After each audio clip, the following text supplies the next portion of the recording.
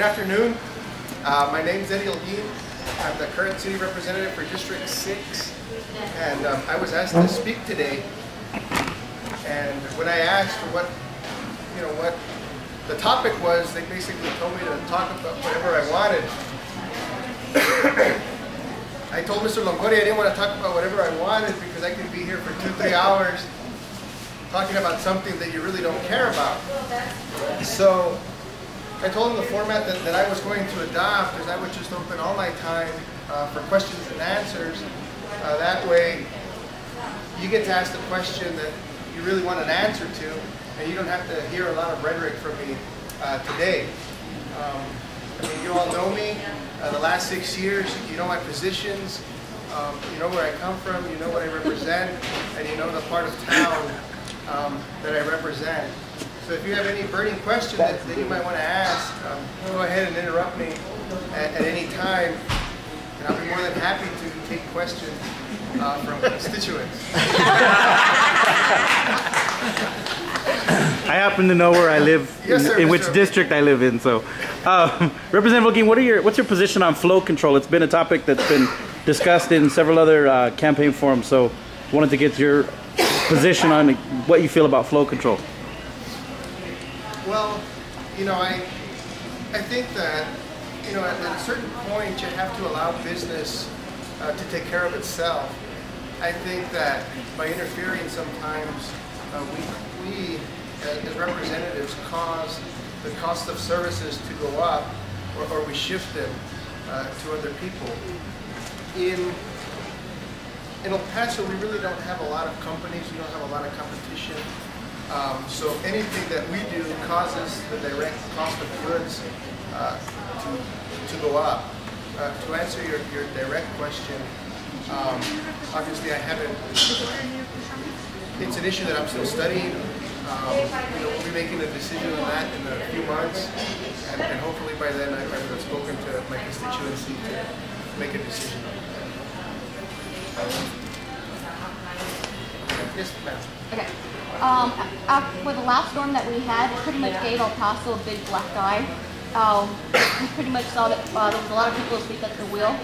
The storm? The storm. Yeah. The rainstorm in 2006? Oh, no, the freeze. The freeze. Okay. I mean, that went national, and that just gave us a huge black eye. What do you think City Council can do to try and repair that image and also address the issues that came out because of the freeze? Well, the first thing that I think we need to do is something that we were about to do before the freeze, which was 2 weeks earlier. We were basically going to give away the authority to oversee the utilities, such as the electric company. We were about to give away, you know, the oversight. That's something that I think is very important that we shouldn't do, and that council should maintain. We should always maintain, you know, our authority to oversee things such as the utilities. But by us keeping it, we can obviously make sure that things like that don't happen. Obviously, the freeze, it all depends who you ask. You know, they'll give you a different answer on what happened. At least from what I can see and from what I understand happened, being there and experiencing it firsthand, was obviously, you know, a lot of pipes broke throughout the city because we couldn't power on things that needed powered because we had no electricity, because the electric company turned off our electricity. Now, you have to remember that the history and how all this came about. When I took office 6 years ago, on our second city council meeting, council had the opportunity to buy the electric lines, and today you would have multiple electric companies to buy electricity from. You would have had that choice. We didn't have that choice, one, because we were obviously very new to our second city council meeting. I personally at that meeting asked that the item be postponed so that we could, you know, study the issue some more. It didn't happen. It went through. Under the new franchise agreement, we can no longer purchase the line. It's not even in the agreement. We'll never have that opportunity again. We could have 6 years ago for about $6 million. I think that we should have purchased the lines. It would have allowed other companies to come in. I think competition is good. It keeps people the cost of service is down by having competition.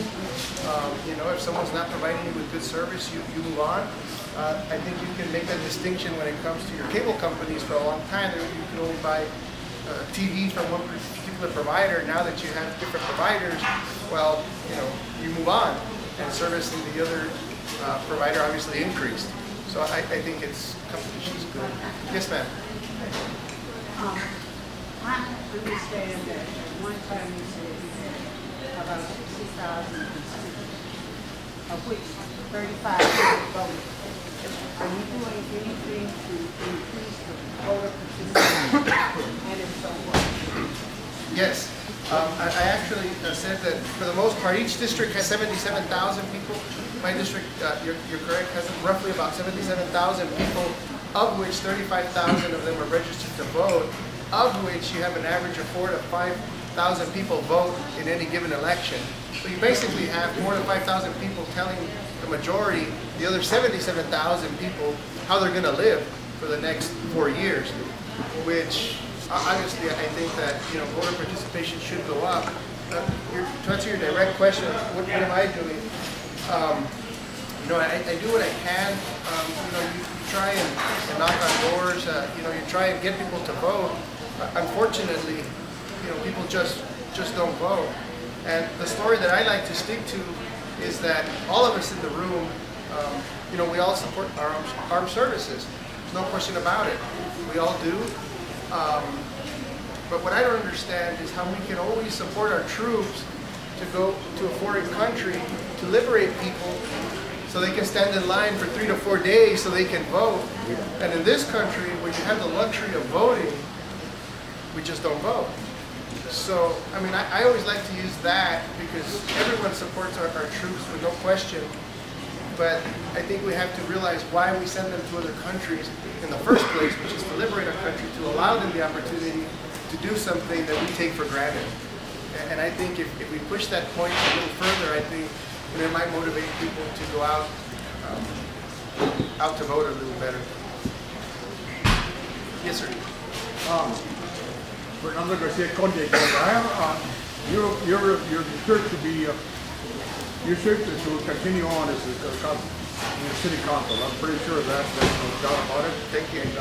But on the issue that just brought up about the big freeze, I think we should let the thing just move on with things as they have been. It's not like the Congo has 3, 4 snowplows ready just in case if they have a big freeze something. This is a phenomenon that happened. It's not going to happen again. This is something that's a very rare thing, and we should waste all the time, point fingers and everything, just because that happened. It happened to me. I got frozen. I got all the things, and all my neighbors got the same thing. Just a phenomenon.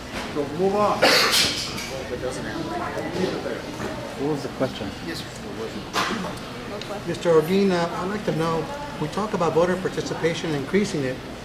Could you explain the rationale behind City Council's move to get the mobile polls out of certain areas? Yes.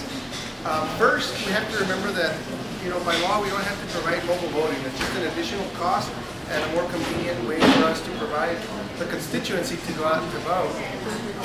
But second, I think that one of the representatives, the idea behind his argument was that if you take the voting place to certain businesses, I guess, that have an interest so that their employees can vote, it can sway an election, and that particular part of town or citywide would have an unfair advantage. And the ones that we removed, I'm assuming you're referring to the churches, they're also a special interest group. If you look at it that way. I'm not referring to churches in general, but programs or organizations such as Paso, they have a special interest. Paso stands for Interreligious Sponsoring Organization, whatever it is that they do. But it's no secret, I don't like Paso. I'm not editing that. But you have constituencies like that I feel I agree with the certain representatives that have an unfair advantage, you know, when it comes to voting. Don't get me wrong. I think that we should we should make it easier for people to vote. But if we have 11 days of early voting every day from 7 to 7, we have election day from 7 to 7, and we still provide 22 sites of mobile voting. I think it's pretty clear that the people that are going to go out to vote are going to go out to vote, and I can take the polling place to your house, and if you normally don't vote, you probably will not vote. But I do think that you know, it's good for those people, but I think people that use the early voting and people that use the mobile voting would, if it didn't exist, they would go out on election day anyways, because that's just the type of people that they are. You know, they continue to vote no matter where. I mean, I know that I would travel, you know, miles to go vote, which most people in this room would. Same question I asked earlier. Question, sure.